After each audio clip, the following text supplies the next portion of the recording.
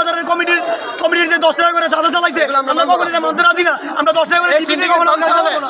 এই সিন্ডিকেট মানি না। এই যে কারণে আমরা সরকার যেভাবে ছিল এইভাবেই চলবে। আগে যেভাবে ছিল আমরা ঠিক সেভাবেই চাই। আমরা হিংসা নিন্দা ঝগড়া চাই না।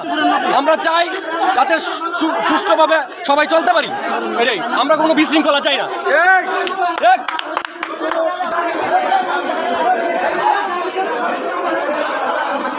এখানে সমস্যা কি হয়েছে? এখানে সমস্যা হইলো আমি মাইকিং করি, আমার একটা অটো আছে, তাহলে আমার ড্রাইভার উঠে গেছে, তার 100 টাকা তার বলে ভর্তি দিতে হইব। কেন কি স্কুল খুলছে তারা চান্দাবাজি শুরু করছে, 100 টাকা ভর্তি দিতে হইব। এরপর গাড়ি গেলে 10 টাকা দিতে হইব, না হলে প্যাসেঞ্জার নামাই দিব এবং ড্রাইভার কইছে 100 টাকা দিয়ে আমি কয় টাকা কামাই করি। আমার ড্রাইভাররা মারতো গেছে এবং আমার এলাকার লোকেরা মারতো গেছে, প্যাসেঞ্জার নামাই দিছে। ওই হিসাবে কর্মবিরতি আজকে সব অটো ড্রাইভার বিষ্ণুপুর মাইজকার দক্ষিণকার 7, 8, 9 নং ওয়ার্ডের সকল অটো ড্রাইভার আজকে কর্মবিরতি।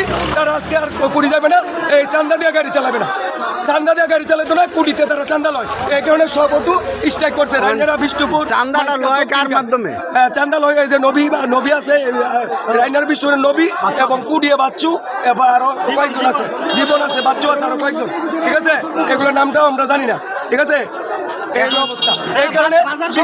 বিসমিল্লাহির রহমানির রহিম। আসসালামু আলাইকুম। দাবি আমাদের একটাই, চাঁদা মুক্ত সমাজ চাই। আমরা চাঁদা দিয়ে কোনো গাড়িগুলো চালাবো না। আমরা এখানে যারা শহরে অবস্থান করছি প্রত্যেকটা এখানে অটো ড্রাইভার। আমরা কখনোই কুড়ি বাজারের কমিটির যে 10 টাকা করে চাঁদা চালাইছে আমরা কখনো এটা মানতে রাজি না। আমরা 10 টাকা করে জিপিতে কখনো আমরা চালাবো না। এই সিন্ডিকেট মানি না। এই যে কারণে আমরা সরকার ছিল এইভাবেই চলবে। আগে যেভাবে ছিল আমরা ঠিক সেভাবেই চাই। আমরা হিংসা নিন্দা ঝগড়া চাই না। আমরা চাই যাতে সুষ্ঠুভাবে সবাই চলতে পারি। এটাই আমরা কোনো বিশৃঙ্খলা চাই না।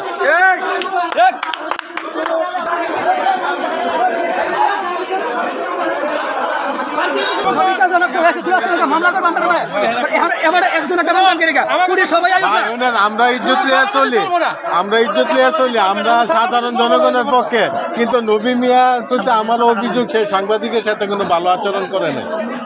কোনো সাদাবাজি চলবে না। আমরা গরিব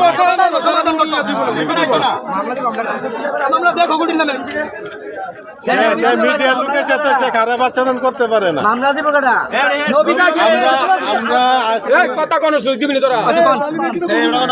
আমরা সমাধান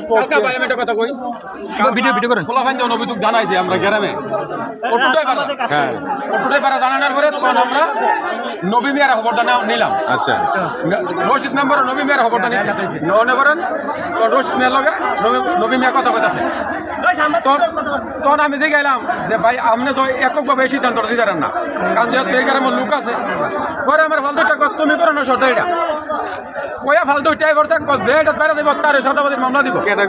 নবী কইছে সবাই কইছিল ওই কথাটা।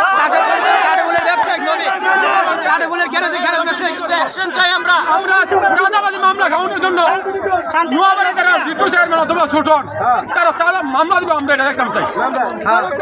জিতু চেয়ারম্যান তারা নবী মিয়া তারা আমরা চাঁদাবাজি মামলা দিব। এই কমিটির কি কোনো চাঁদাবাজি কমিটির সেক্রেটারি, হেরার কমিটির সেক্রেটারি নবী মিয়া কি আমরা নিজেও জানি না।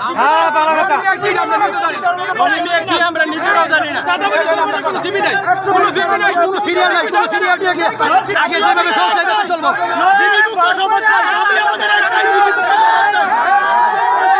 দালাল মুক্ত সমাজ চাই, দালাল মুক্ত সমাজ।